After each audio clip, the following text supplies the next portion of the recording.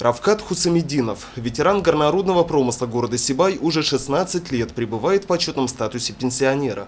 Выйдя на заслуженный отдых, деятельный Равкат Закирович почти все свободное время посвятил уходу за домашним хозяйством. Его участок, располагающийся в поселке Южный по улице Сакмар, соседи неизменно называют одним из самых ухоженных и благоустроенных в их округе. Например, эти очаровательные хвойные растения переселились в огород пенсионера с бурзианского питомника и находились под присмотром садовода 8 последних лет.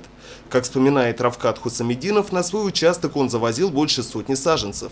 Сегодня последние 28 елочек переходят в ведение коммунальных служб и будут украшать центральные улицы нашего города. С подобной инициативой пенсионер выступил лично, на безвозмездной основе и не впервые.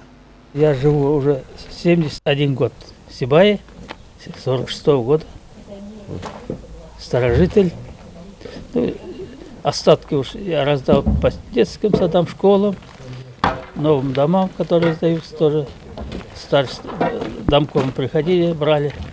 Вот остатки я был у Маликова и предложил, он говорит, пожалуйста, безвозмездная помощь.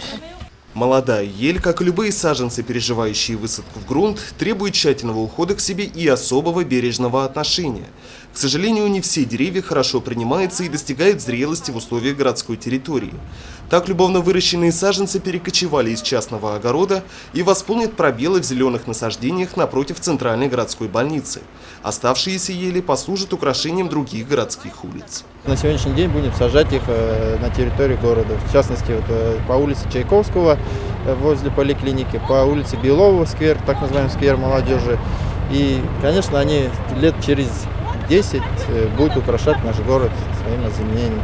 И хотел бы сказать большое спасибо данному гражданину Равкату Закировичу за оказанную помощь.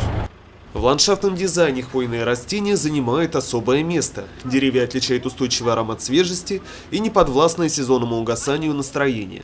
Осенью, когда природа начинает терять свои краски, хвоя уже выбивается из общего вида и становится полноправным солистом зимой. Растение, пережившее период привыкания, отличает высокая устойчивость. Тем более обидно, что нередко молодые растения погибают от халатного, а в отдельных случаях и откровенно варварского поведения горожан. Руководство жилищно-коммунального хозяйства города обращается с призывом бережно относиться к общественному имуществу, тем более если оно выращено руками неравнодушных сибайцев. Пользуясь случаем, хотел бы сказать горожанам нашего города, чтобы они более бережно относились к нашим не только саженцам, то есть зеленым насаждениям, то же самое кустарникам, деревьям, то есть не проходя мимо, то есть дети, то чтобы не лазили по этим деревьям, не ломали их. Если такие случаи есть, конечно, обращайтесь к нам, телефон 23201, чтобы мы выявляли правонарушителей и приняли соответствующие меры согласно действующим законодательствам Российской Федерации. Хочу видеть город, чтобы красивым, зеленым, чтобы люди радовались. Ринат Музафаров, Радмир Сингулов, Гульгинара Скильдина, телекомпания СТВ.